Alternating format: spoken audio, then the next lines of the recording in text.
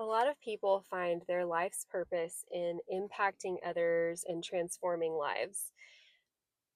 I'm very careful with that kind of language because I really want, like, especially as a therapist, I want my therapy clients to know that it's their work, their success, their failure or version of failure or whatever it is, it's not mine.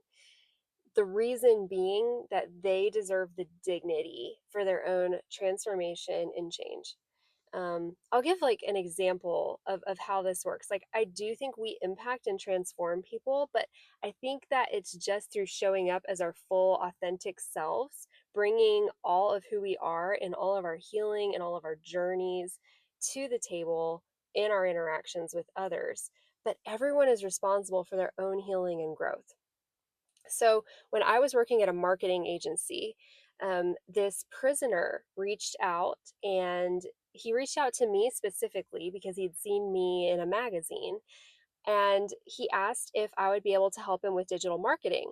I was a little bit freaked out, and I worked on a team with mostly guys, and I just kind of brought the letter to them and was like, "What do you all think? And we can maybe take this on as a team." And so I wrote the letter. It wrote a letter in response, just saying like, "Yeah, we'd love to, give you some digital marketing resources. Here are some things we've found helpful." But I wrote it on behalf of me and the rest of the team. Well, when I eventually left that company, the whole marketing team, kept corresponding with this man in prison. And years later, uh, the CEO is hiring a contractor, a building contractor, for a project that he was doing. And guess what? It is that man, now a successful business owner. And he talked about how he had corresponded with us and learned about marketing.